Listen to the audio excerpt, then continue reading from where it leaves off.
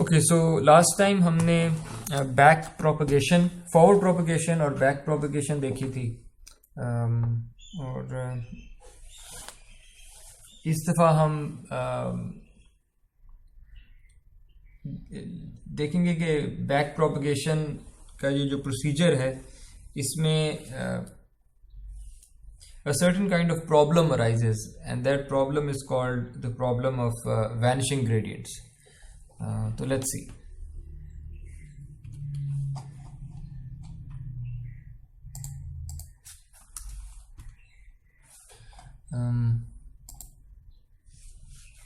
So back propagation का जो algorithm था ओवरऑल न्यूरल नेटवर्क को ट्रेन करने का एल्गोरिथम, वो ये था कि आपके पास जब भी एक nth ट्रेनिंग सैंपल आता है तो आप उस nth ट्रेनिंग सैंपल को अपना इनपुट वेक्टर अपनी इनपुट लेयर में प्लेस करके फॉरवर्ड प्रोपगेट करते हैं।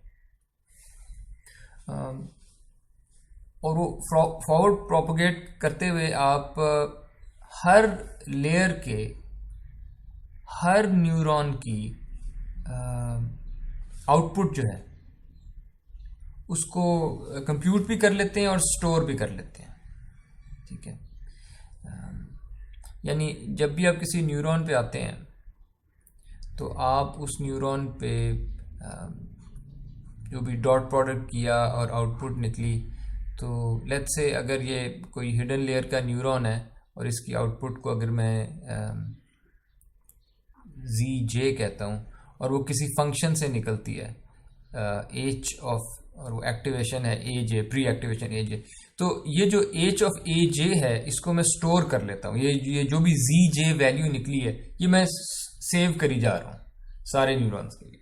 इसी तरह अगर आउटपुट न्यूरॉन है और उसकी आउटपुट YK है तो YK सेव होता जा रहा है। ये होगी फॉरवर्ड प्रोपगेशन।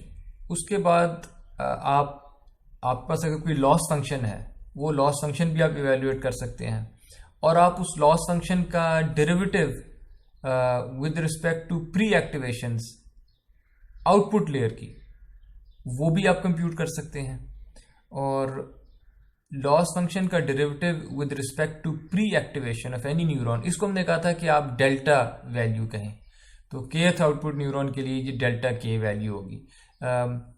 ये भी निकाल लें। अब आप वापस आने लगे हैं, यानी once you have computed delta k, ये आपकी बैक प्रोपगेशन शुरू हो गई है। क्योंकि बैक प्रोपगेशन इक्वेशन ये कहती है कि अगर लॉस फंक्शन का derivative with respect to pre activation AJ, यानी हिडन लेयर का कोई न्यूरॉन जिसको आप डेल्टा J कहते हैं, ये डेल्टा J कंप्यूट किया जा सकता है using delta K's of the next layer. ठीक है, यानी आउटपुट लेयर के डेल्टा वैल्यूज से आप हिडन लेयर की डेल्टा वैल्यूज कंप्यूट कर सकते हैं यूजिंग ये बैक प्रोपगेशन का फॉर्मूला। ये फॉर्मूला हमने लास्ट टाइम डिराइव किया था कि इसका आंसर ये होगा, और and this is nothing but a dot product, यानी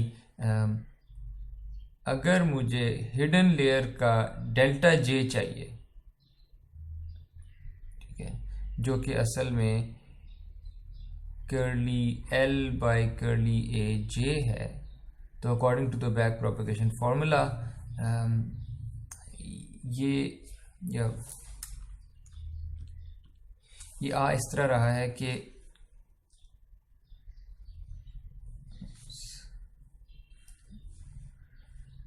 इस तरह रहा है कि ये न्यूरॉन जिस को भी फीड कर रहा था, लेट्स से आगे 3 न्यूरॉन्स को फीड कर रहा था,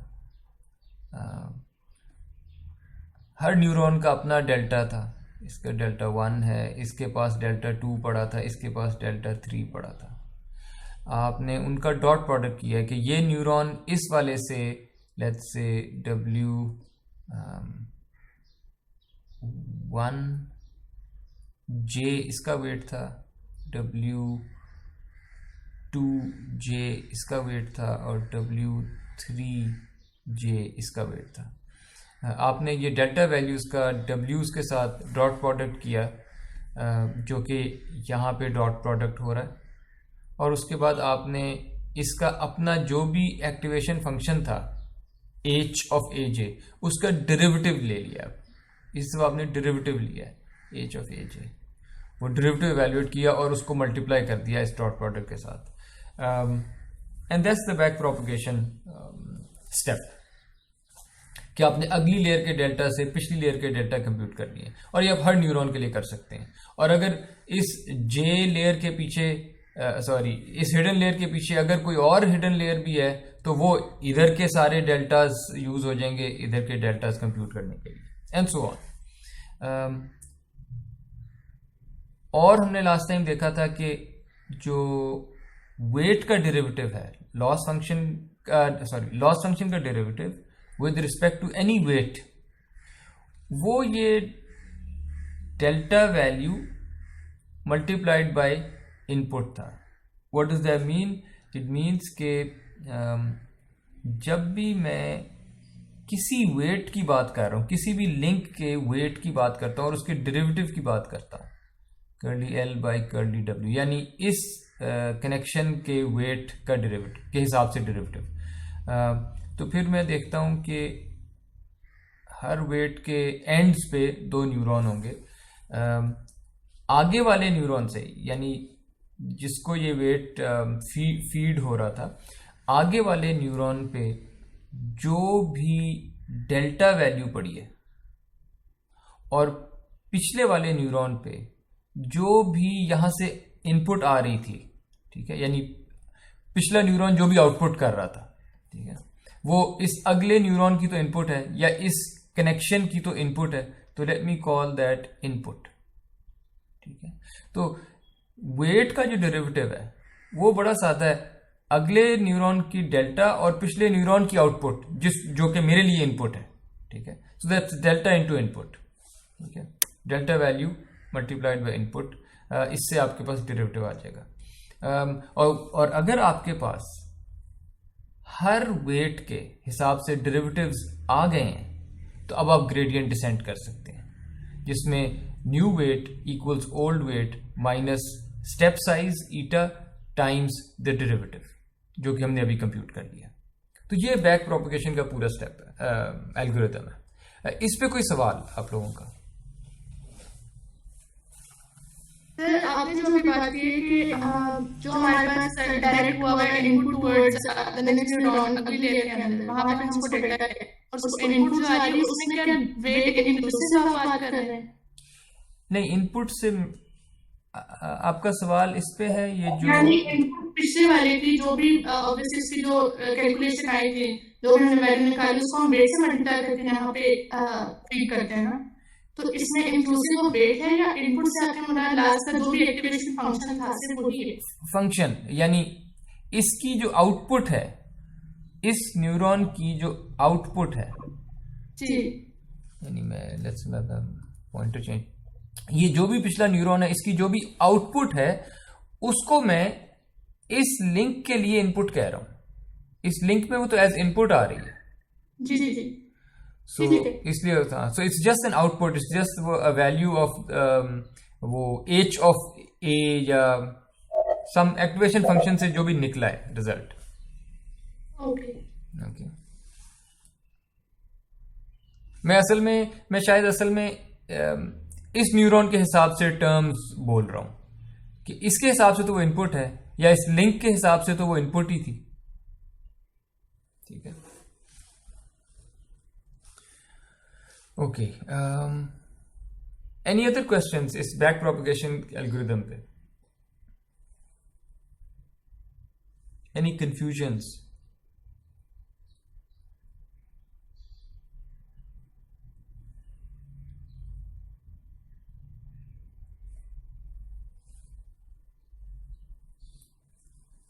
ओके, आगे चलते हैं। क्योंकि आपने अपनी असाइनमेंट भी जो आपको मिली हुई है, all you have to do is implement this equation. Really assignment 1 में इसेंशियल पार्ट यही है कि ये डेल्टा जे वाली जो इक्वेशन है, बैक प्रोपगेशन की equation, that's the crucial part, और उसको ही आपने समझना है कि कि जब यहाँ पे डेल्टा के कहा जाता है तो ये कौन से न्यूरॉन की बात हो रही है, जब ये डब्ल्यू के जे कहा जाता है तो ये कौन सा लिंक है, एच प्राइम ए जे तो कौन से न्यूरॉन का ये एक्टिवेशन फंक्शन का डेरिवेटिव है, वो कैसे एवेल्युएट करना है, एंड सो ऑन। ठीक है, इसी तरह डेल्टा इंटू इनपुट में डेल्टा कौन से न्यूरॉन का है, ये इनपुट जो है ये कौन से न्यूरॉन से आ रही है, एंड सो ऑन।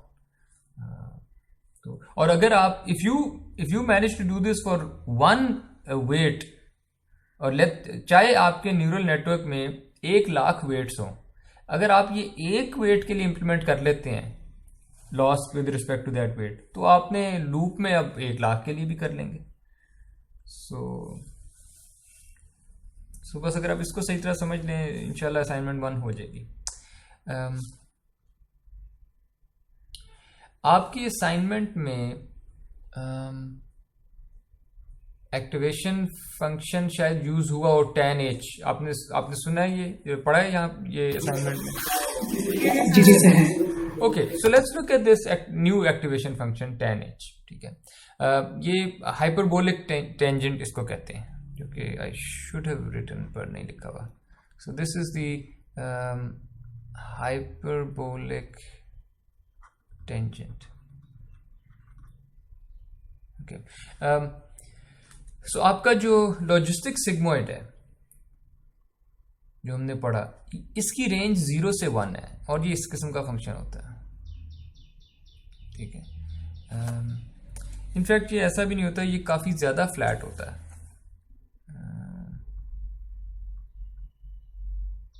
इस किस्म का होता है ये। सो यहाँ पे ये 0 होता है, यहाँ पे ये 1 होता है। अगर आप इस फंक्शन को 2 से मल्टीप्लाई करते हैं, सिग्मोइड के रिजल्ट को अगर आप 2 से मल्टीप्लाई करते हैं, तो ये ज़रा 1 तक जाने की बजाय 2 तक चला जाएगा और 0 इसका यहीं रहेगा। तो 0 से 2 तक ये हो जाएगा 2 सिग्मोइड। अगर ये सिग्मोइड है तो ये वाला 2 टाइम्स सिग्मोइड है। और अगर इसको मैं इसमें से -1 कर दूं, तो ये जो 2 है ये 1 पे चला जाएगा, जो 0 है ये -1 पे चला जाएगा। सो लॉजिस्टिक सिग्मोइड को 2 से मल्टीप्लाई कर दूं और 1 माइनस कर दूं, तो मेरे पास एक सिग्मोइड फंक्शन आ जाएगा जो -1 से 1 की रेंज आउटपुट करने लग जाएगा, इफ यू नीड इट। ठीक है, tan h भी एक ऐसा फंक्शन है जो -1 से 1 की रेंज में आउटपुट करता है, और वो एक्चुअली उसी तरीके से करता है। वो सिग्मोइड को लेता है, सिग्मोइड अलोन जो है ये 0 से 1 तक था, है ना, 0 से 1, लेकिन मैंने 2 टाइम्स एक 0 से 1 फंक्शन लिया, -1 किया। इसका मतलब है कि इसकी रेंज डेफिनेटली -1 से 1 आएगी। सिर्फ एक ये फ़र्क है कि यहाँ पे सिग्मोइड के अंदर मैंने प्री एक्टिवेशन को पास करने की बजाय 2 टाइम्स प्री एक्टिवेशन पास कर दी है।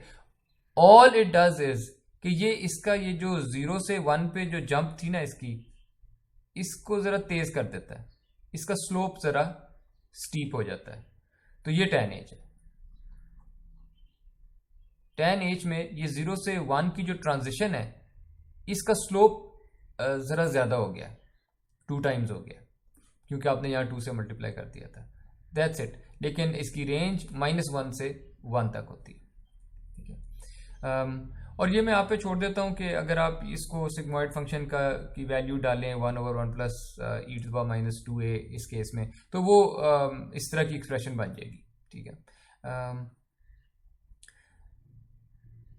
हिडन लेयर के न्यूरॉन्स के लिए, ठीक है, मैं आउटपुट लेयर की बात नहीं कर रहा, मैं हिडन लेयर्स के न्यूरॉन्स की बात कर रहा हूँ। इट हैज़ बीन शोन कि हिडन लेयर के न्यूरॉन्स पे अगर आप एक्टिवेशन फंक्शन लॉजिस्टिक सिग्मोइड की बजाय tan h रखते हैं, तो आपका न्यूरल नेटवर्क ज़्यादा जल्दी लर्न कर लेता है। ठीक है, और मे बी उसकी वजह यह है, मोस्ट प्रॉब्ली उसकी वजह यह है कि ये जो 0 से 1 की ट्रांजिशन में जो स्लोप था इसका ग्रेडियंट, रेट ऑफ चेंज, इसका ग्रेडियंट इज हायर। तो जब ग्रेडियंट बड़ा होगा तो आपके वेट्स में अपडेट भी बड़ी होंगी, और वेट्स जल्दी किसी जगह कन्वर्ज करने का चांस होगा. सो हिडन लेयर के न्यूरॉन्स में इट इज़ यूजुअली बेटर कि आप tan H फंक्शन यूज़ करें compare to logistic sigmoid. Output layer पे मैं इसलिए नहीं कह रहा क्योंकि आउटपुट लेयर पे तो एक्टिवेशन फंक्शन वो होना चाहिए जो आपकी प्रॉब्लम डिक्टेट करेगी. अगर रिग्रेशन प्रॉब्लम है तो आइडेंटिटी फंक्शन होगा आउटपुट पे. अगर बाइनरी क्लासिफिकेशन है तो सिग्मॉइड होगा एक्टिवेशन पे. अगर मल्टी क्लास क्लासिफिकेशन है तो सॉफ्टमैक्स होगा आउटपुट लेयर पे. तो आउटपुट पे तो एक्टिवेशन फंक्शन प्रॉब्लम डिटरमिन करती है, पर हिडन लेयर के एक्टिवेशन फंक्शन अगर आप tan H रखते हैं तो फास्टर लर्निंग हो जाती है. ठीक है.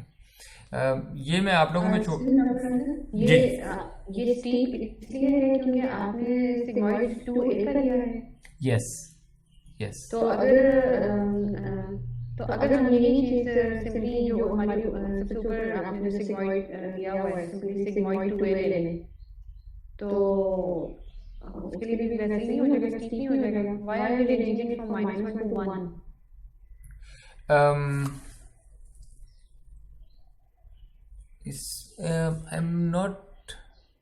I'm not 100% श्योर कि उसको -1 तक ले जाने से क्या फ़ायदा है.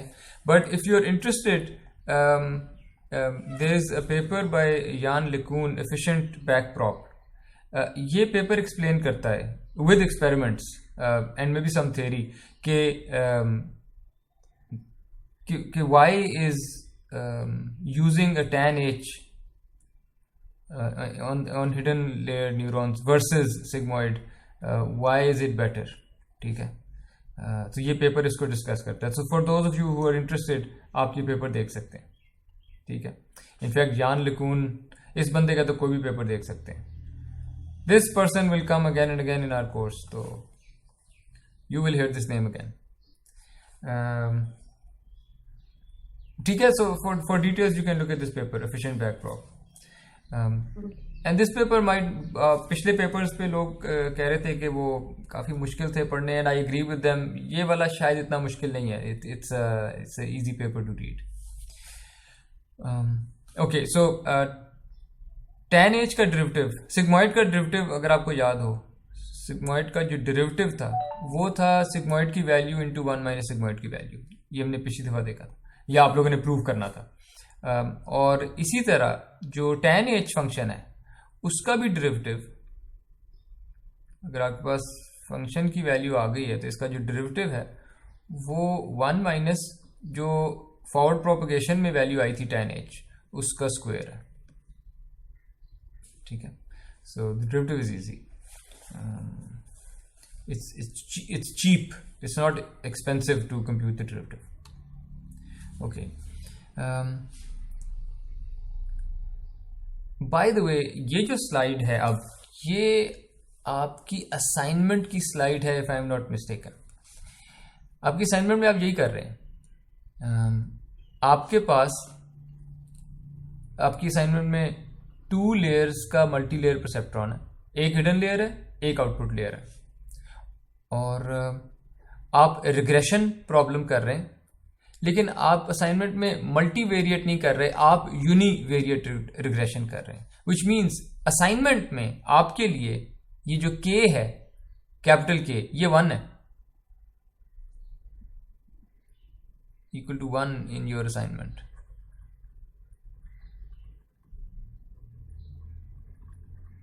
ठीक है, फाइन. तो कैपिटल K 1 है. अभी यहां मुझे इसको कैपिटल K कहने दें. और जो आपकी इनपुट है वो डी डिमेंशनल है. ठीक है. आपकी असाइनमेंट में इनपुट आपकी 1 डिमेंशनल है एक्चुअली, राइट. और अगर आप बायस उसमें इंक्लूड कर देते हैं तो डी को 2 कह दें.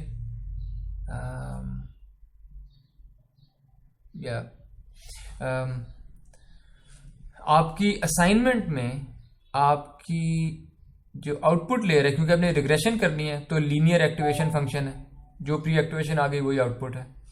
आपका लॉस फंक्शन भी आपकी असाइनमेंट में हाफ सम स्क्वायर्ड एरर है. ठीक है.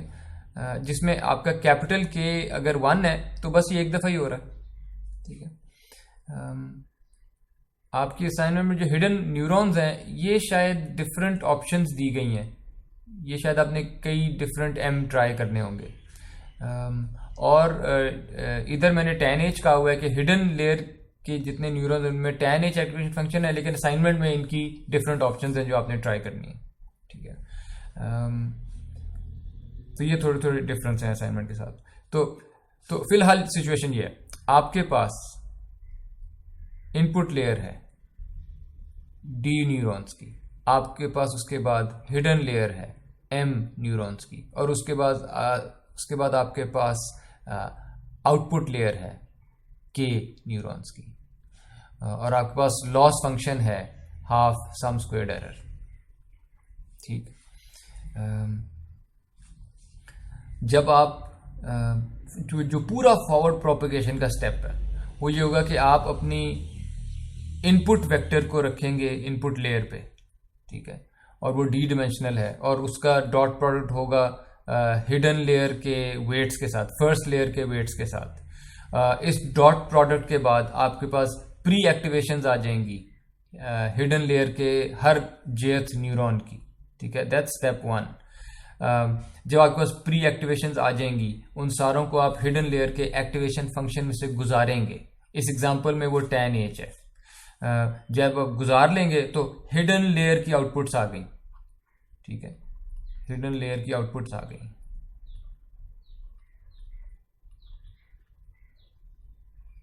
ठीक है, उन हिडन लेयर के न्यूरॉन्स में आप 1 प्री पेंड कर लेते थे, इसलिए मैंने Z0 यहाँ पे कहा हुआ है, ठीक है। तो ये प्री पेंड किया 1, और लास्ट लेक्चर में अगर आप देखें तो फॉरवर्ड प्रोपेगेशन हमने ऐसे ही डिफाइन की थी कि हिडन लेयर की आउटपुट निकालें और 1 प्री पेंड कर दें। ये हिडन लेयर का काम हो गया। अब आउटपुट लेयर अपना काम करेगी। आउटपुट लेयर फिर से एग्जैक्टली वही करती है जो हिडन लेयर ने किया था, कि वो अपनी इनपुट्स का डॉट प्रोडक्ट कर लेती है वेट्स के साथ, ठीक है। ये जो टर्म यहाँ पे लिखी हुई है ये तो असल में सिर्फ A के है, लेकिन हमारे आउटपुट लेयर जो उसका एक्टिवेशन फंक्शन है वो लीनियर था, तो इसलिए मैंने y के इक्वल्स A के, y के डायरेक्टली ये टर्म लिखती है, ठीक है। और ये मैं आप पे छोड़ देता हूँ, आप इसको डिराइव करें कि अगर आपका हाफ सम स्क्वायर्ड एरर है लॉस, अगर आपका loss half sum squared error है तो उसका curly L by curly AK यानी प्री एक्टिवेशन के हिसाब से जो वैल्यू है जिसको आप डेल्टा K कहते हैं वो ये एक्सप्रेशन आएगी। हाफ सम स्क्वायर्ड एरर अगर आपका लॉस फंक्शन है तो डेल्टा K आउटपुट न्यूरॉन्स के वो ये वैल्यू आएगी YK माइनस TK। ये आप डिराइव करके बड़ी इजीली देख सकते हैं, ये बहुत ही सिंपल डिफरेंशिएशन है, ठीक है। ओके, सो आपके पास डेल्टा K आ गया है, और अगर आपके पास आउटपुट लेयर का डेल्टा K आ गया है, अब बैक प्रोपेगेशन किक्स इन।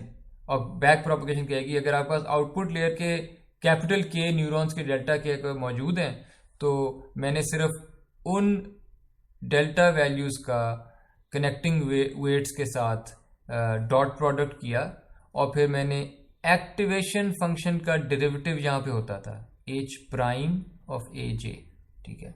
और आपका एक्टिवेशन फंक्शन जो है वो 10H था इस एग्जांपल में, और यानी और 10H का डेरिवेटिव होता है 1 माइनस 10H स्क्वायर, और वो 10H किस में सेव्ड है, वो ZJ में सेव्ड है 10H। हमने फॉरवर्ड प्रोपेगेशन के टाइम ZJ में 10H का रिजल्ट तो सेव किया था, तो यहाँ पे जस्ट ZJ स्क्वायर और 1 minus 10H square 1 minus ZJ square, you have your derivative. तो and this gives you delta J values. तो ये डेल्टा K भी बैक प्रोपेगेशन पे यहाँ पे हमने निकाल लिए, इधर सारे डेल्टा J भी निकाल लिए,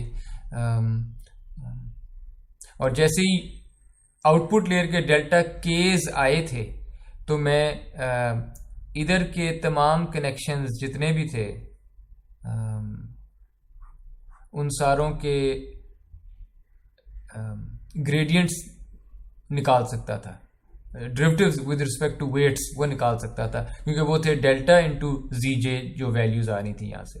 और जब इस लेयर के डेल्टा आ गए हैं हिडन लेयर के, तो मैं इन वेट्स के डेरिवेटिव सारे निकाल सकता हूँ एंड सो ऑन, ठीक है, क्योंकि वो ये वाली delta values into input values थी, ठीक है।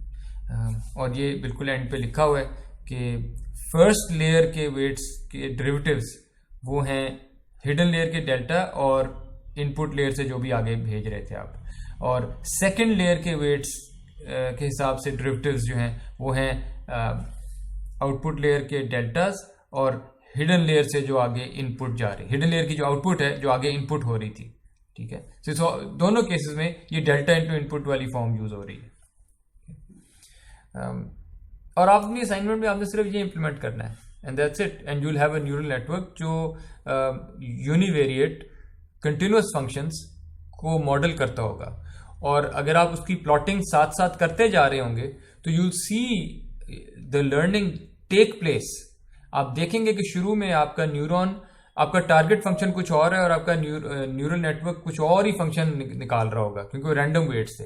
और जैसे जैसे आपके वेट्स लर्न होते जाएंगे यू विल सी कि आपका न्यूरल नेटवर्क उस फंक्शन को आहिस्ता आहिस्ता आहिस्ता आहिस्ता बेहतर से बेहतर लर्न करता जा रहा है, ठीक है।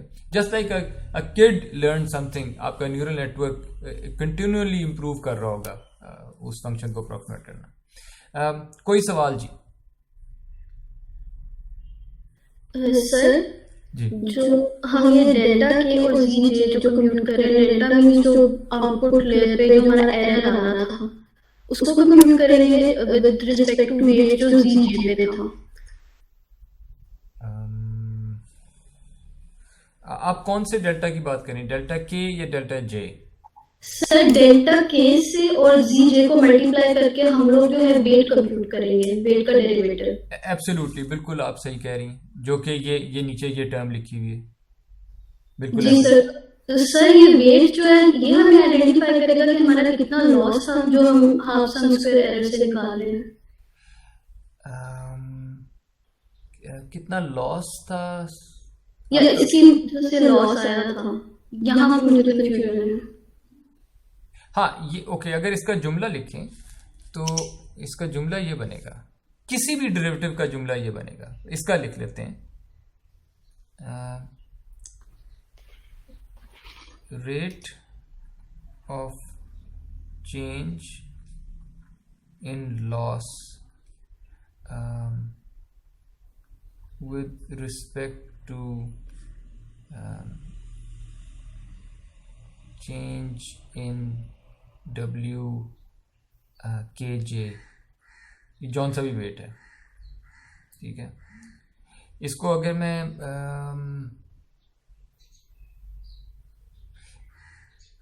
चलें, this might be useful for us later. ये ऐसे है कि जैसे अगर मेरे पास ये वेट डब्ल्यू के जे है और इस वेट डब्ल्यू के जे को मैं थोड़ा सा इसमें कोई वैल्यू ऐड कर देता हूं, +1 इंटू 10⁻³ ठीक है जी सर। अगर मैं इसमें थोड़ा सा 1 × 10⁻³ इस वेट को थोड़ा सा चेंज करता हूं तो मेरा लॉस कितना चेंज हो जाता है, ठीक है। यानी अगर मैं ये दो चीजें करूं, डब्ल्यू के जे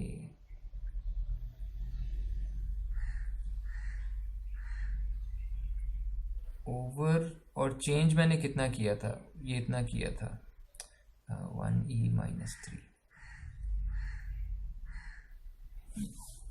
ये एक्सप्रेशन आपको समझ आती है जो मैंने लिखी है नीचे? ये फेमिलियर लगता है आपको? सर ये ग्रेडियंट डिस्टेंस से फेमिलियर लग रहा है थोड़ा कि 22 की वैल्यू ऐड करके तो आप पुराने वेट में से सब्ट्रैक्ट करके तो न्यू वेट निकाल लेते हैं। ये जब आपके पास कोई फंक्शन होता था और आप उस फंक्शन का स्लोप निकालते थे किसी एक जगह पे, टेंजेंट ड्रॉ करते थे जी, उस टेंजेंट में आप क्या करते थे, फंक्शन तो ऐसे कर्व कोई वैल्यू होती थी, वहां पे टेंजेंट ड्रॉ करते थे, टेंजेंट पे कोई एक वैल्यू यहाँ पे लेते थे, टेंजेंट की दूसरी वैल्यू को यहाँ पे लेते थे, इसको कहते थे x1 y1 और इसको कह देते थे x2 y2, और फिर इस टेंजेंट का स्लोप कैसे निकालते थे आप, m, y2 minus y1 over x2 minus हाँ, x1. y2 minus y1 over x2 minus x1। और इस स्लोप को क्या कहते थे? Rate of change. Yes, sir. Okay, ये y2 फंक्शन की वैल्यू है या इस लाइन की वैल्यू है एट x2, ऐसा ही है ना? जी। ओके, तो अब नीचे वाली एक्सप्रेशन पे आते हैं।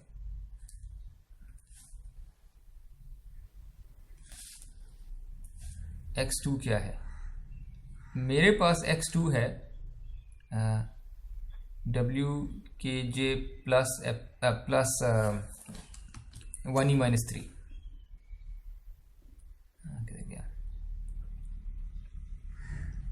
और ये उस वेट पे, यानी जो चेंज्ड वेट था जी। उस पे मैंने फंक्शन को इवेल्युएट किया है। तो ये जो L of WKJ plus 1e minus 3, इसको मैं y2 समझ लूं, जी। और माइनस ये जो लॉस है जब मैंने वेट को नहीं चेंज किया था, इसको y1 कह देता हूं, और फिर WKJ जो है वो x1 कह देता हूं। ठीक। यानी ये जो मैंने नीचे एक्सप्रेशन लिखी है ये exactly y2 minus y1 over x2 minus x1 है, जो कि स्लोप होता है। जी सर। और ये जो डेरिवेटिव लिखा हुआ है यहां पे, जो जिसको मैं डेरिवेटिव कहता हूं, ये स्लोप को ही तो अप्रोक्सीमेट कर रहा होता है। इनफैक्ट स्लोप इसको अप्रोक्सीमेट कर रहा होता है। Rate of change. Rate of change कि आपके लॉस फंक्शन पे कितना फर्क पड़ना था जब मैं WKJ को थोड़ा सा चेंज करूंगा। सो फॉर एग्जाम्पल अगर मेरा लॉस हाईली सेंसिटिव है कि WKJ को जरा सा भी चेंज करूं तो लॉस पे बहुत फर्क पड़ता है, और मेरा लॉस काफी बड़ी वैल्यू आई है, तो ये डेरिवेटिव भी काफी बड़ा होना चाहिए। विच मीन्स कि अगर WKJ की वजह से न्यूरल नेटवर्क की परफॉर्मेंस पे फर्क पड़ता है, तो इस WKJ को चेंज करो अगर लॉस बहुत ज्यादा आ रहा है, और बुरी तरह चेंज करो। जी सर। ठीक है, तो बैक प्रोपगेशन बस ये कर रही है, हर न्यूरॉन के वेट या हर वेट को उसकी सेंसिटिविटी के हिसाब से चेंज करेगी। ठीक है sir, thank you. Have I answered your question? I am not sure कि मैं आपका क्वेश्चन एग्जैक्टली आंसर किया या नहीं किया। Yes sir, you have answered. Okay,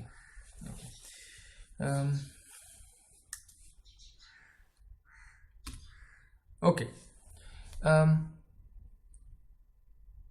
आप नोट करें कि अभी तक हमने जो डेरिवेटिव्स निकाले थे, ये डेल्टा के की वैल्यूज, डेल्टा जे की वैल्यूज, और फिर ये जितने भी डेरिवेटिव थे हर वेट के हिसाब से, जो भी, ये सारा कुछ हमने एनालिटिकली किया था। यानी हमने कागज पे ये फॉर्मूले डिराइव किए थे सारे। ठीक है, इन्हें कहते हैं एनालिटिकल डेरिवेटिव्स। ठीक है, जब आप कहते हैं d by D x of let's say x square, और आप कहते हैं ये 2x होता है, तो ये एनालिटिकल डेरिवेटिव है, कागज पे आपने कर लिया। ठीक है, तो जब भी आप फॉर्मूले से डेरिवेटिव लेके आते हैं, अगर खुदा ना खास्ता आपने इसके डेरिवेशन में कोई गलती कर दी हो, या इसके डेरिवेशन में कोई गलती कर दी हो, किसी भी जगह पे किसी भी डेरिवेटिव के फॉर्मूले में या तो गलती कर दी हो, नंबर 1, डेरिवेटिव डिराइव ही गलत कर दिया आपने, या आपने उसकी इम्प्लीमेंटेशन में गलती कर दी हो। मसलन आप अपनी असाइनमेंट में ये डेरिवेटिव्स इम्प्लीमेंट कर रहे होंगे, वहां कोई ब्रैकेट मिस हो गया, कोई मल्टीप्लाई की बजाय प्लस कर दिया, कोई टर्म मिस कर दी, सो कहीं भी एरर आ सकता है, या डेरिवेशन में या इम्प्लीमेंटेशन में। तो जब भी आप एनालिटिकल डेरिवेटिव्स को इम्प्लीमेंट करते हैं, चाहे आप बैक प्रोपगेशन कर रहे हो या कुछ और भी कर रहे हो, हमेशा analytical derivatives they must be compared with something called numerical derivatives. और ये जो अभी हमने पिछली स्लाइड पे किया है, y2 minus y1 over x2 minus x1, ये न्यूमेरिकल डेरिवेटिव ही था। और लेट्स सी कि अगर मैंने कोई भी वेट ले लें WJI, चाहे लेयर 1 है, चाहे लेयर 2 है, चाहे लेयर 3, लेयर 4, लेयर 100, जो भी है, any derivative loss function with respect to any weight WJI, अगर मैं बैक प्रोपगेशन से ये डेरिवेटिव ना कंप्यूट करता, मैं अगर न्यूमेरिकल तरीके से कर लेता, तो वो कैसे करता, वो भी मैंने पिछली साइड पे किया है, मैं रिपीट कर देता हूँ कि जब मैं कहता हूँ WJI प्लस एप्सिलॉन, इसका मतलब क्या है? इसका मतलब ये है कि मेरा न्यूरल नेटवर्क है, उस न्यूरल नेटवर्क में जितनी भी लेयर्स हैं, लेट्स से इतनी लेयर्स हैं, और उसमें हर लेयर में बहुत सारे वेट्स होंगे, व्हाटएवर, मैं इस वक्त वेट WJI की बात कर रहा हूं, वो ये वाला है, ठीक है। अच्छा, जब मैं कहता हूं कि WJI plus epsilon, what this means is कि जितने भी वेट्स थे पूरे नेटवर्क के, आई डोंट चेंज देम। जो भी वेट्स थे नेटवर्क के वो वैसे ही हैं, सिर्फ मैं एक वेट को उठा रहा हूं WJI को, और सिर्फ उस वेट को मैं चेंज कर रहा हूं, बाकी वेट्स जैसे थे वैसे ही हैं। और मैं लॉस फंक्शन को इवेल्युएट कर लेता हूं इस सेटिंग के साथ कि WJI में सिर्फ एप्सिलॉन एक छोटी सी वैल्यू ऐड हुई है, और बाकी वेट सेम है, और मैं लॉस फंक्शन को जाके इवेल्युएट कर देता हूं कि क्या वैल्यू आई, इसको मैं Y2 कह देता हूं। उसके बाद मैं ये एक फॉरवर्ड प्रोपगेशन हो गई क्योंकि लॉस निकाला है मैंने। उसके बाद मैं फिर से इस वेट पे जाता हूं और इस वेट की वैल्यू जो इसका ओरिजिनल था WIJ, उसमें प्लस करने की बजाय माइनस कर देता हूं इस दफा, ठीक है। बाकी वेट्स वही रहते हैं, बस ये वाला वेट मैंने डिस्टर्ब कर दिया, ठीक है। पहले मैंने ओरिजिनल वैल्यू में प्लस एप्सिलॉन किया था, अब ओरिजिनल वैल्यू में माइनस एप्सिलॉन कर दिया, ठीक है। और इसको थोड़ा सा चेंज करने के बाद फिर से एक फॉरवर्ड प्रोपगेशन करता हूं और लॉस की वैल्यू निकाल लेता हूं, इसको Y1 कह देता हूं। और ये जो टर्म थी अंदर वाली, ये मेरी X2 थी, और जो ये वाली टर्म है ये X1 थी, ठीक है। और आप नोट कर लीजिएगा कि ये जो टर्म लिखी हुई है ये X2 माइनस X1 का आंसर यही आएगा, ठीक है, या वेरीफाई कर लीजिएगा। तो इसको न्यूमेरिकल डेरिवेटिव कहते हैं कि मैंने कोई डेरिवेटिव का फॉर्मूला अप्लाई नहीं किया, कुछ नहीं किया, मैंने बस देख लिया कि मेरे फंक्शन का रेट ऑफ चेंज था क्या जब मैं WIJ को चेंज करता था, राइट। क्योंकि राइट साइड पे जो एक्सप्रेशन लिखी हुई है आप लोगों के मुताबिक ये वही रेट ऑफ चेंज वाली एक्सप्रेशन है जो आप टेंजेंट ड्रॉ करके करते थे। तो ये Y2 minus Y1 over X2 minus X1 है, और ये रेट ऑफ चेंज होता है। लेकिन ये असली रेट ऑफ चेंज की अप्रॉक्सीमेशन एक होती है, ठीक है। और मैंने यही किया कि जो भी मेरा असली रेट ऑफ चेंज है उसकी अप्रॉक्सीमेशन ये राइट साइड पे लिखी हुई है, और ये न्यूमेरिकल डेरिवेटिव है, ठीक है। न्यूमेरिकल डेरिवेटिव अगर तो आपकी फॉरवर्ड प्रोपगेशन सही है ना, इम्प्लीमेंट हुई हुई है, तो numerical derivative is the accurate derivative, ठीक है। Numerical derivative is the more accurate derivative. इसलिए यू शुड ऑलवेज सी कि आपके जो एनालिटिकल डेरिवेटिव्स आ रहे हैं वो इस न्यूमेरिकल डेरिवेटिव से मैच करते हैं कि नहीं करते, ठीक है। Should always check. आपकी असाइनमेंट 1 में ये पार्ट है या नहीं है न्यूमेरिकल चेक का? यस सर है। Okay, so that's what you have to do then over there, ठीक है। सो इधर कोई सवाल?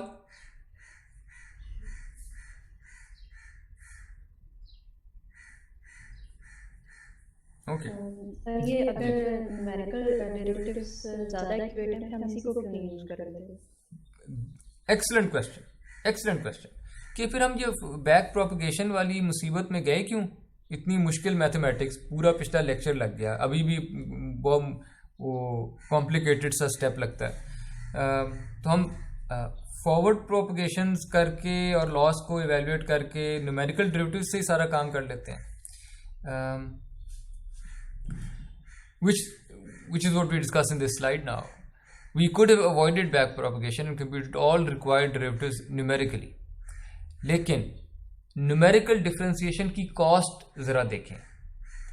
मैं क्लेम करता हूं कि न्यूमेरिकल डिफरेंशिएशन की कॉस्ट, लेट्स से आपके पास जो वेट्स हैं, number of weights in your network, उसको मैं ये कह रहा हूं, साइज ऑफ डब्ल्यू, जितने भी वेट्स हैं आपके न्यूरल नेटवर्क में सारे के सारे, उनको अगर मैं गिन लूँ तो ये नंबर आता है, ठीक है।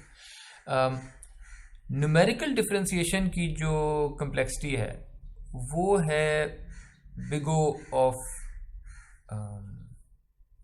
It is quadratic in the number of weights, ठीक है। इसलिए क्योंकि ये जो अभी हमने न्यूमेरिकल डेरिवेटिव्स किए हैं, इसमें 2 दफ़ा फॉरवर्ड प्रोपगेशन की थी ना, एक दफ़ा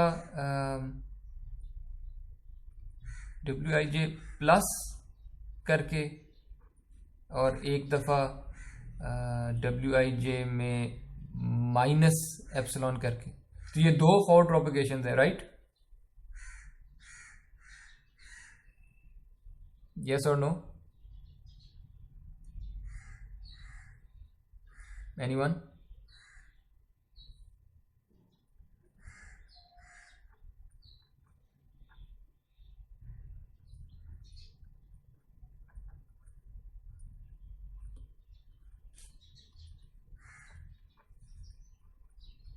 Anyone? Yes, sir. ये 2 दफा फॉरवर्ड प्रोपगेशन है। ये 2 फॉरवर्ड प्रोपगेशन हुई हैं। एक फॉरवर्ड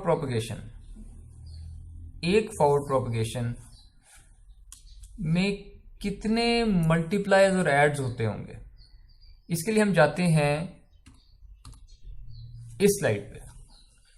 देखें, ये एक सादा सा न्यूरल नेटवर्क था जिसमें इनपुट में D न्यूरॉन्स थे, हिडन लेयर में M न्यूरॉन्स थे, आउटपुट लेयर में K न्यूरॉन्स थे।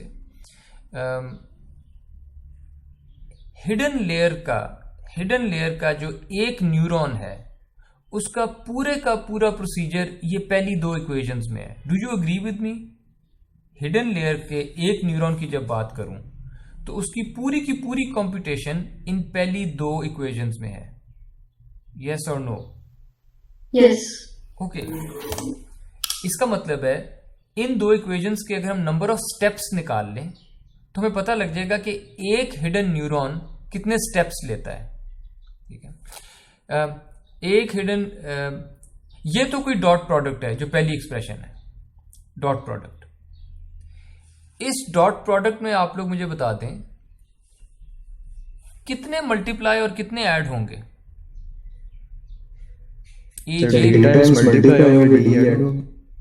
इसमें कैपिटल D मल्टीप्लिकेशंस होंगी क्योंकि डॉट प्रोडक्ट हो रहा है, हर एलिमेंट से मल्टीप्लाई होता है। इतने मल्टीप्लिकेशंस होंगी और 1 लेस एड्स होंगे, है ना। 2 नंबर्स अगर ऐड करने तो एक ही प्लस होता है ना, एक एडिशन होती है। yes. 3 नंबर्स ऐड करने हो तो 2 एडिशन होती हैं, तो हमेशा -1। Okay fine. और वेट्स कितने थे बाय द वे? D जो आपने D मल्टीप्लिकेशंस का है, वेट्स कितने थे? D वेट्स नहीं हो सकता कि अगर मल्टीपल एजेस जा रहे हैं। दोबारा पूछिएगा जी। अगर एक इनपुट है तो उसके मल्टीपल एजेस अगर सारे न्यूरॉन्स में जा रहे हैं, जिस तरह लास्ट लेक्चर में हमने किया था कि वो पूरा एक मैश नेटवर्क था कि एक इनपुट से जो वेट्स थे वो सारे न्यूरॉन्स के साथ कनेक्टेड थे। Yes, good question. लेकिन इस इक्वेशन में we are concerned with the jth neuron, और ये jth न्यूरॉन जब अपनी वैल्यूज लेके आता है प्री एक्टिवेशन, तो ये अब वो सारी मैश में से अपने वाले वेट्स को देख रहा होता है कि मैं किन वेट्स के साथ x1 को, x2 को, x3 को और डॉट डॉट डॉट xd को देख रहा हूं, और यहां पे वो वेट्स हैं, मेरे वेट्स, ठीक है सर, राइट। तो ये सिर्फ वो वाले वेट्स हैं, और लेट्स से वो D वेट्स हैं, तो जितने वेट्स थे उतने मल्टीप्लिकेशंस हो रही हैं। ओके, और इधर क्या हो रहा है? कितने मल्टीप्लाई, कितने ऐड? जितने भी 10H में लगते होंगे, ये तो फिक्स्ड होते होंगे मल्टीप्लिकेशंस, मतलब इनका D से तो ताल्लुक नहीं है। यानी डज दिस डिपेंड, 10H में जितने मल्टीप्लाई आ रहे हैं, डज दिस डिपेंड कि आपके वेट्स कितने थे? वैसे वो तो एक स्केलर आएगा ना। क्योंकि ये स्केलर आ गया एक, राइट। तो ये तो एक फिक्स्ड है, जितने भी होते हो मल्टीप्लिकेशन, चाहे 0 मल्टीप्लिकेशन हो, चाहे 1 मल्टीप्लिकेशन हो, चाहे 10 हो, 10 एज में, वो फिक्स्ड है। दे डोंट डिपेंड ऑन के वेट्स कितने थे। इसका मतलब है कि एक हिडन न्यूरॉन की आउटपुट निकालने के लिए, लेट्स कॉल इट ZJ, आपने डी मल्टीप्लिकेशंस या order of d multiplications and adds हुए, है ना, ऑर्डर ऑफ डी ऑपरेशंस हुए। Do you agree with me? एक हिडन लेयर की आउटपुट निकालने के लिए ऑर्डर ऑफ डी ऑपरेशंस हुए।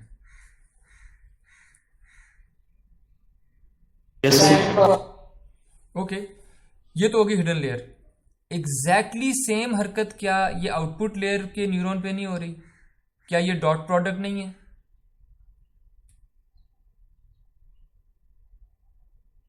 Yes sir. क्या ये ऑर्डर ऑफ M ऑपरेशंस नहीं होंगे? होंगे। और total operations order of D plus order of M नहीं होंगे?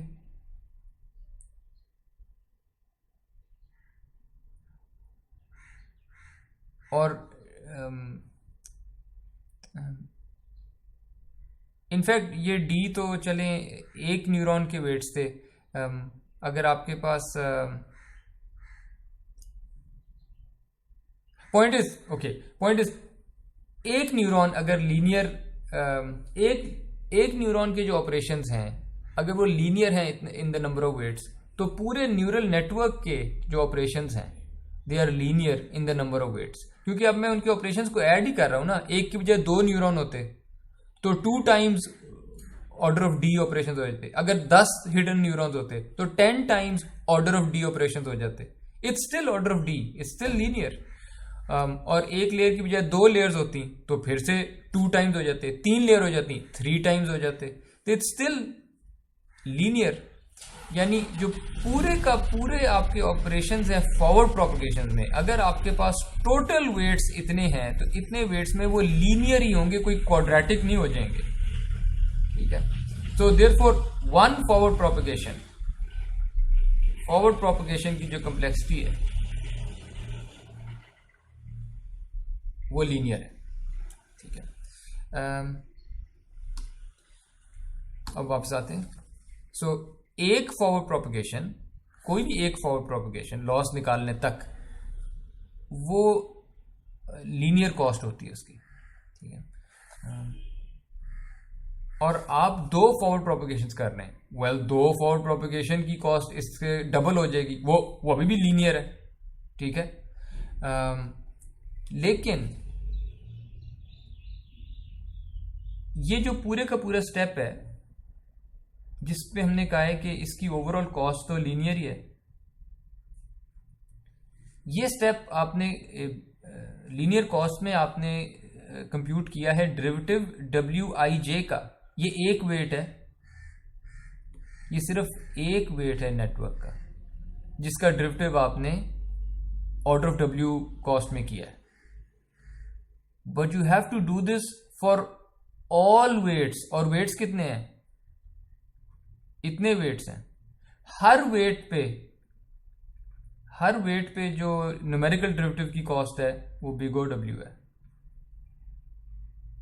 अब ये 2 into W नहीं हो रहा, ये 10 into बिग O W नहीं हो रहा, ये 100 into बिग O W नहीं हो रहा, ये तो W का size multiplied by big O of W का साइज हो रहा है। This thing is quadratic in the number of weights. तो अगर आप न्यूमेरिकल डिफरेंशिएशन से, न्यूमेरिकल डेरिवेटिव से सारे डेरिवेटिव्स कंप्यूट करते तो आपकी कॉस्ट बिग O क्वाड्रेटिक होती in the number of weights. जबकि बैक प्रोपगेशन की जो कॉस्ट है that is still linear in the number of weights. Why is it linear? क्योंकि बैक प्रोपगेशन का जो ओवरऑल एल्गोरिथम था वो इस तरह था कि आपके पास नेटवर्क आया, जितने भी उसकी लेयर्स थी, जो भी था, आगे लॉस था, आपने एक दफा फॉरवर्ड प्रोपगेशन की थी, उस एक फॉरवर्ड प्रोपगेशन करने के बाद आपके पास यहाँ एंड पे डेल्टा के कोई आ गए थे, और वो डेल्टा केस को आपने इसी तरह पीछे बैक प्रोपगेट किया, हर जगह पे डेल्टा जे आते गए, इस लेयर के हर एक के। तो ये एक दफ़ा आप आगे गए हैं। एक दफ़ा आगे जाने की जो कॉस्ट है वो हमने पहले ही देख लिया है, वो लीनियर है फॉरवर्ड प्रोपगेशन। लेकिन बिल्कुल फॉरवर्ड प्रोपगेशन की तरह ही आप वापस आए थे। बैक प्रोपगेशन की इक्वेशन जो है वो भी सेम काम हो रहा है, बस 2 दफ़ा। यानी जो बैक प्रोपगेशन जब मेहनत करनी पड़ रही है आपको, वो भी लीनियर कम्प्लेक्सिटी की है। सो this is 2 times, which means कि इट इज स्टिल लीनियर। ठीक है। बैक प्रोपगेशन की कॉस्ट मैं क्यों कह रहा हूं कि वो वापसी पे क्यों बिग ओ डब्ल्यू है, क्योंकि ये वापसी पे ये इक्वेशन नजर आ रही है आपको। वापसी पे ये इक्वेशन है, जितनी दफा भी अप्लाई की हो आपने, पर वापसी पे ये इक्वेशन है। और ये क्या डब्ल्यू की टर्म्स में, यानी कितने मल्टीप्लीकेशंस यहां पे हो रहे होंगे? How many multiplications? के मल्टीप्लीकेशंस। अगर ये किसी और पिछली लेयर की बात हो रही हो जिसमें के न्यूरॉन्स नहीं है, एम न्यूरॉन्स हैं, तो ठीक है, वहां एम मल्टीप्लीकेशंस होंगी, एंड सो ऑन। यानी जितने वेट्स हैं उतने ही मल्टीप्लीकेशंस हैं। तो it's linear in the number of weights. तो ये फायदा है बैक प्रोपगेशन का, इट इज एफिशिएंट। ठीक है। ओके, अब थोड़ा सा शिफ्ट करते हैं न्यूरल नेटवर्क्स को। हमारे पास टाइम एक्चुअली बहुत कम रह गया। I needed to cover a lot of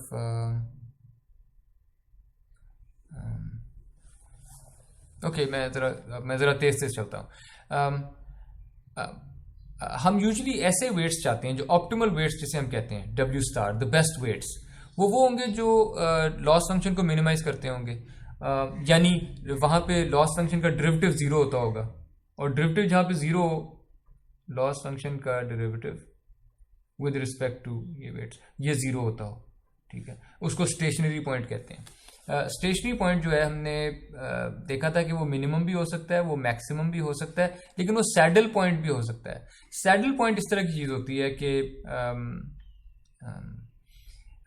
एक ऐसी जगह जहाँ पे ग्रेडियंट तो 0 होता है, लेकिन वो पॉइंट ना तो मिनिमम होता है ना मैक्सिमम होता है। सो फॉर एग्जाम्पल, जो ये वाला पॉइंट है, this green point over here, वहाँ पे अगर आप एक डायरेक्शन में देखें, रेड वाली डायरेक्शन में, तो वहाँ पे रेड डायरेक्शन में डेरिवेटिव 0 हो चुका है, ब्लू डायरेक्शन में भी डेरिवेटिव 0 हो चुका है, ओवरऑल डेरिवेटिव 0 है। हर डायरेक्शन में आप देखें तो डेरिवेटिव 0 होगा, लेकिन ये पॉइंट ना तो मिनिमम है ना ये मैक्सिमम है। इसे सैडल पॉइंट कहते हैं। अनफॉर्चुनेटली न्यूरल नेटवर्क्स में सैडल पॉइंट्स भी काफ़ी हो जाते हैं। ठीक है, लोकल मिनिमा तो होते ही हैं, सैडल पॉइंट्स भी हो जाते हैं डीप नेटवर्क्स के अंदर। तो you have to be careful. Neural networks की ऑप्टिमाइजेशन में जो गोल है ना आपका, वो कोई भी सूटेबल लोकल मिनिमम पे पहुंचना है, एनी सूटेबल लोकल मिनिमम। ठीक है, क्योंकि जो ग्लोबल मिनिमम जो होता है न्यूरल नेटवर्क का, अगर आप उस पर मौजूद भी हो ना, ग्लोबल मिनिमम पे आपको मिल भी गया है, तब भी आप वेरीफाई नहीं कर सकते कि यार ये वाकई इससे थोड़ा कोई हो ही नहीं सकता। न्यूरल नेटवर्क्स में ये डिटर्मिन नहीं किया जा सकता। ठीक है, और अगर कोई एक मिनिमम है, लेट्स से, चाहे ग्लोबल हो चाहे लोकल हो, उसके न्यूरल नेटवर्क के स्ट्रक्चर में सिमेट्री इतनी होती है कि मल्टीपल इक्विवेलेंट मिनिमा होते हैं। So long story short, neural network optimization का गोल है किसी भी सूटेबल लोकल, सूटेबल का मतलब है कि लॉस इज लो इनफ, तो किसी भी ऐसे लोकल मिनिमम पे पहुंचना है जहां लॉस बस नीचे हो गया। ठीक है, और यूजुअली कोई क्लोज फॉर्म सोल्यूशन नहीं होती कि W स्टार किसी फॉर्मूले से आ जाए। तो सिंस इस तरह की सॉल्यूशंस अक्सर नहीं होती, तो हम ये ग्रेडियंट डिसेंट हमें करना पड़ता है। Gradient descent is an iterative numerical procedure. ठीक है, ग्रेडियंट डिसेंट। ठीक है, मैं लिख देता हूँ यहाँ पे, such as gradient descent. Okay,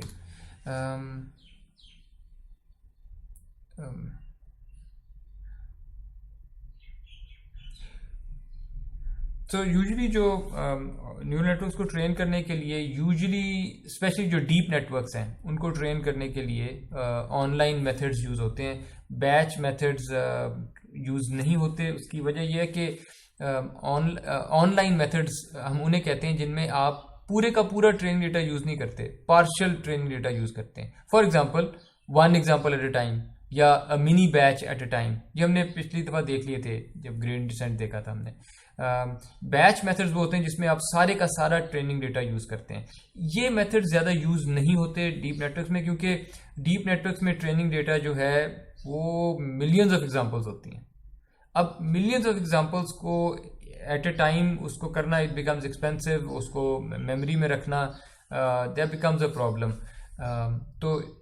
तो modern day neural networks usually partial training data से ट्रेन होते हैं।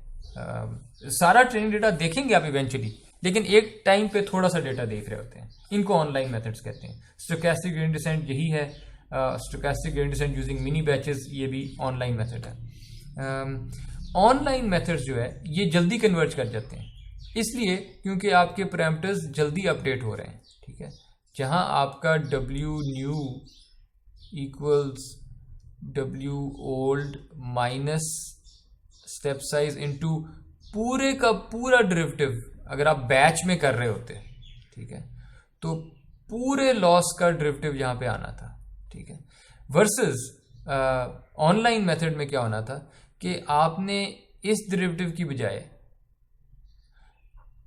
आपने किसी एक एग्जाम्पल पे जो डेरिवेटिव आया था, सैंपल n पे, ट्रेनिंग एग्जाम्पल n पे, वो यूज कर लिया।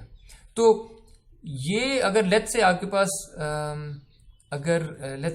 पास 1000 ट्रेनिंग एग्जाम्पल्स थी, 1000, तो ये 1000 ट्रेनिंग एग्जाम्पल्स को देखने के बाद एक डेरिवेटिव आना था और फिर अपडेट होनी थी। तब तक अगर आपने हर एग्जाम्पल के बाद कर लिया होता तो यहाँ पे 1000 अपडेट्स हो चुकी होती, 1000 अपडेट्स। ठीक है, और इस केस में सिर्फ एक अपडेट हुई होती तब तक। ठीक है, तो दे कन्वर्ज फास्टर। लेकिन उसका जो और भी ज़्यादा बड़ा फ़ायदा है वो ये है कि they have a greater chance of escaping local minima. उसकी वजह ये है, लेट्स से आपके पास इस तरह कोई फंक्शन है जिसमें ये लोकल मिनिमम है, ठीक है, और ये ग्लोबल है। तो जो ओवरऑल डेरिवेटिव है, सारे सैंपल्स पे डेरिवेटिव्स लेके जो सम हुआ है, ठीक है, जितनी भी ट्रेनिंग एग्जांपल्स हैं आपके पास, ठीक है, ये फाइनल डेरिवेटिव आया। फाइनल डेरिवेटिव हमेशा पॉइंट कर रहा होता है, या नेगेटिव, उसका नेगेटिव, ये जो टर्म है एक्चुअल ग्रेडियंट वेक्टर और उसका negative, this is always pointing towards, अगर मैं ये हूं इनपुट स्पेस और मैं यहां पे बैठा हूं इनपुट में, ये जो नेगेटिव एल वेक्टर है ना, ये हमेशा लोकल मिनिमम की तरफ पॉइंट कर रहा होगा, जो कंप्लीट डेरिवेटिव है। ठीक है, और लेट्स से मैं इधर बैठा था, तो इस केस में भी ये लोकल मिनिमम की तरफ पॉइंट कर रहा होगा। ठीक है, और वो इस तरफ होगा। ठीक है, लेकिन अगर मैं इसकी बेस पे जंप नहीं करता, मैं किसी एक एग्जाम्पल की बेस पे जंप कर लेता हूं। ये जो इंडिविजुअल डेरिवेटिव्स हैं, इंडिविजुअल डेरिवेटिव हो सकता है किसी एक एग्जाम्पल का इधर पॉइंट करता हो, किसी और एग्जाम्पल का इस तरह का डेरिवेटिव हो, किसी और का ऐसा हो, किसी और एग्जाम्पल का इस तरफ होता हो, किसी और का, सॉरी नेगेटिव ही कर देता हूं, एंड सो ऑन। ठीक है, तो इंडिविजुअल डेरिवेटिव्स जो है वो जरूरी नहीं है कि लोकल मिनिमम की तरफ पॉइंट कर रहे होंगे। इंडिविजुअल डेरिवेटिव्स हो सकता है लोकल मिनिमम से दूसरी तरफ को आपको ले जाएं। ठीक है, सो इसलिए जब आप ये ऑनलाइन मेथड्स करते हैं, स्टोकेस्टिक ग्रेडिएंट डिसेंट करते हैं, तो देयर इज अ चांस कि आप हमेशा लोकल मिनिमम की तरफ नहीं जा रहे, लोकल मिनिमम से दूर भी कभी कभी जा रहे होते हैं, और हो सकता है इस वजह से आप किसी बेहतर लोकल मिनिमम पे पहुंच जाएं। ठीक है, तो ये फ़ायदा है ऑनलाइन मेथड्स का। बैच मेथड्स की मैंने बात कर दी कि ये प्रैक्टिकल नहीं है, ये स्मॉल, अगर ट्रेन सेट बहुत छोटा है तब यूजफुल होते हैं, वरना नहीं। अच्छा, आप क्विकली कर लेते हैं जितना हमारे पास टाइम रह गया है, कि ये जो सिग्मोइडल फंक्शन था ब्लू में, आपको मैंने लॉजिस्टिक सिग्मोइड इवेल्युएट किया हुआ है। रेड के अंदर आपके पास लॉजिस्टिक सिग्मोइड का डेरिवेटिव है, ठीक है। और आप नोट करेंगे इसका जो डेरिवेटिव वाला फंक्शन है, इसकी मैक्सिमम वैल्यू यहाँ पे है, और मैं आपको बता देता हूँ, इवेल्युएट कर भी सकते हैं, इसकी मैक्सिमम वैल्यू 1/4 आती है, ठीक है। आप इसको इवेल्युएट कर लें एट 0, तो वो 1/4 ही आ जाएगी, ठीक है। इस फंक्शन को देखें कि जब आपकी एक्टिवेशन की वैल्यू बड़ी होती जा रही है, तो ब्लू फंक्शन जो है लॉजिस्टिक सिग्मोइड की आउटपुट वो 1 के पास हो गई है, और उसका जो डेरिवेटिव है वो 0 के पास हो गया है, यानी वो फंक्शन फ्लैटन आउट हो गया है। इसी तरह जब एक्टिवेशन की वैल्यू नेगेटिव साइड पे बड़ी होती जा रही है प्री एक्टिवेशन की, तो आपका फंक्शन 0 की तरफ फ्लैट हो गया है, और उसका डेरिवेटिव भी, क्योंकि फंक्शन फ्लैट हो गया तो डेरिवेटिव भी 0 हो गया। जब भी आपका डेरिवेटिव 0 हो जाए ना, डेरिवेटिव अगर 0 की तरफ चला जाए, तो बस फिर आप मशीन लर्निंग को खुदा हाफिज कहते हैं, ठीक है। मशीन लर्निंग ग्रेडियंट डिसेंट पे डिपेंड करती है, मशीन लर्निंग डेरिवेटिव्स पे डिपेंड करती है। जब आपका डेरिवेटिव फॉत होने लग जाए ना, तो फिर आपका न्यूरॉन लर्न करना छोड़ देता है, क्योंकि आप उसे कह रहे हैं कि तुम्हारा जो चेंज है वो इतना करो जितना डेरिवेटिव है, तो डेरिवेटिव तो बहुत छोटा हो गया, तो न्यूरॉन अपनी बिहेवियर भी चेंज करना छोड़ देता है, ठीक है। और बाय द वे, जब इसका इस सिग्मोइड वाले न्यूरॉन का जब डेरिवेटिव 0 नहीं है, ये रेड कर्व जब 0 से दूर है, उन एरियाज, उन टाइम्स पे अगर आप देखें, तो ये जो ब्लू कर्व है logistic sigmoid, it happens, it behaves very much like a line. यानी सिग्मोइड फंक्शन पे आप दो प्रॉब्लम्स हमें नजर आ गई। जब एक्टिवेशन बहुत ज्यादा हो जाती है, प्री एक्टिवेशन जब ज्यादा हो जाती है, तो ये सैचुरेट हो जाता है। जब ये सैचुरेट होता है तो इसके डेरिवेटिव्स 0 होने लग जाते हैं, इट स्टॉप्स लर्निंग, ठीक है। लेकिन जब ये नहीं सैचुरेट होता, तो ये कोई बहुत ज्यादा नॉन लीनियर भी नहीं है, ये तो ऑलमोस्ट लीनियर बिहेव कर रहा होता है जब ये सैचुरेट नहीं हुआ होता, ठीक है। बिटवीन 0 and 1 ये ऑलमोस्ट लीनियर बिहेव करता है, ठीक है। तो हम जो कहते हैं कि non linear activation functions neural networks को नॉन लीनियर बना देते हैं, तो वो कोई बहुत ज्यादा नॉन लीनियर शायद नहीं बना रहे। वो जब वो जिंदा होता है न्यूरॉन, तो वो ऑलमोस्ट लीनियर ही है। लेकिन एक और वजह है ग्रेडियंट के 0 होने की, और वो ये बैक प्रोपगेशन का फॉर्मूला है। नोटिस कि बैक प्रोपगेशन के फॉर्मूले में आप डेल्टा जे कंप्यूट करते हैं बेस्ड ऑन डेल्टा के, और यहां पे आपके पास एक्टिवेशन फंक्शन का डेरिवेटिव होता है। अगर आपका एक्टिवेशन फंक्शन सिग्मोइड है, लॉजिस्टिक सिग्मोइड, हमने अभी देखा है कि उसका डेरिवेटिव मैक्सिमम 1/4 होता है, तो इट्स आइदर 1/4 और लेस देन 1/4, ठीक है। ये जो डेल्टा के वैल्यू आई है, ये भी तो किसी बैक प्रोपगेशन की इक्वेशन से आई होगी। इमेजिन कि आपके पास बहुत सारी लेयर्स हैं, और तो अगर डेल्टा के भी किसी बैक प्रोपगेशन की इक्वेशन से आई है, तो इसके एक्सप्रेशन में भी तो कोई h प्राइम ऑफ a के इस तरह की चीज हुई होगी जब आपने डेल्टा के कंप्यूट किया था, और वो भी तो लेस देन इक्वल टू 1/4 हुआ होगा। यानी इधर भी कोई term less than equal to 1/4 पड़ी है, इधर भी कोई term less than equal to 1/4 पर आ गई है, और ये दोनों टर्म्स मल्टीप्लाई होने लगी हैं, और ये 1/4 और 1/4 से जो छोटी छोटी टर्म्स हैं, ये जब मल्टीप्लाई होंगी, अगर लेट्स से दोनों 1/4 ही होती तो 1/16 आंसर आ जाता। नोटिस कि आपकी डेल्टा जे की जो वैल्यूज हैं, इन लेस देन 1 जो नंबर्स हैं, उनकी रिपीटेड मल्टीप्लीकेशंस की वजह से आपकी डेल्टा जे वैल्यूज ये अभी 1/16 होगी, अगली लेयर में ये 1/64 हो जाएगी, अगली लेयर में और छोटी हो जाएगी, एंड सो ऑन। सो ये जो जैसे जैसे आप बैक प्रोपोगेट करते जाएंगे टुवर्ड्स द अर्ली लेयर्स, आपकी डेल्टा जे की values will keep getting smaller, ठीक है।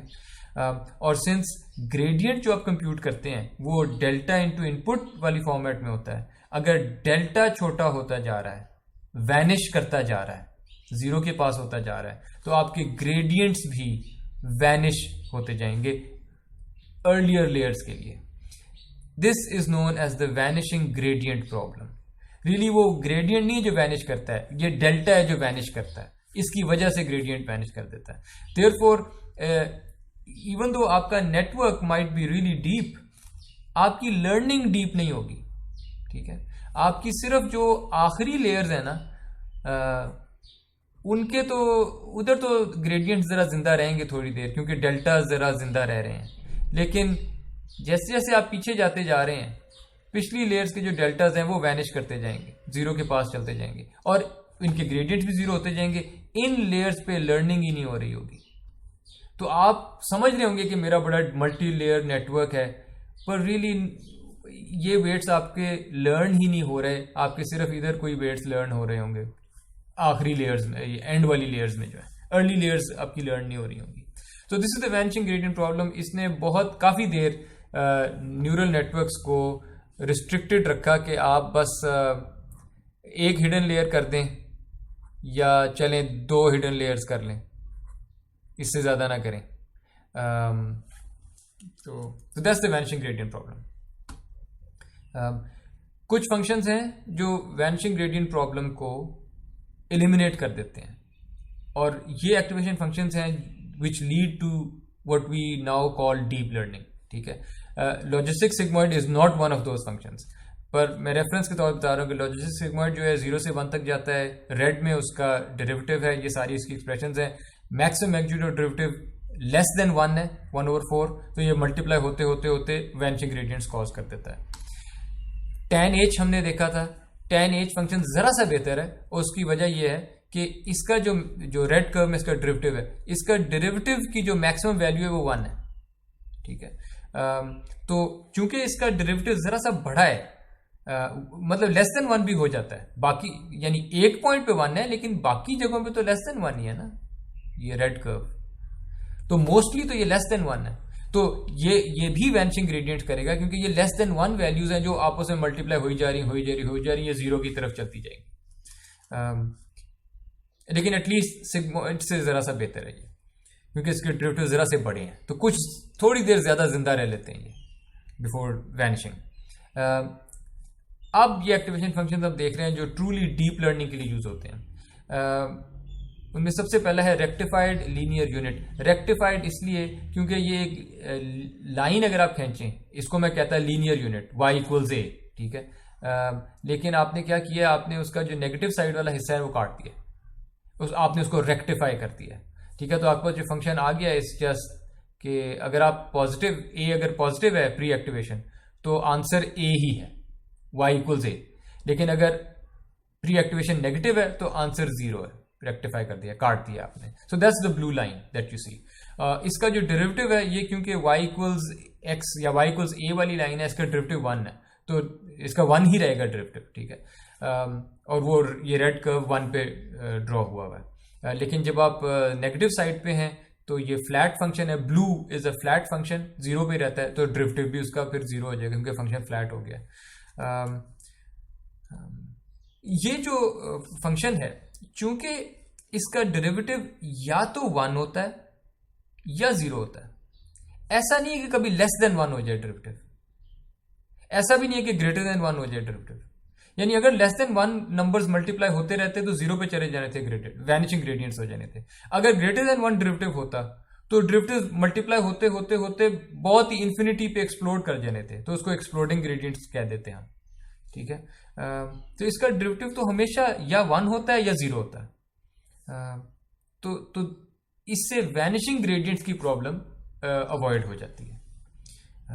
लेकिन इससे एक प्रॉब्लम हो जाती है डेड न्यूरॉन की।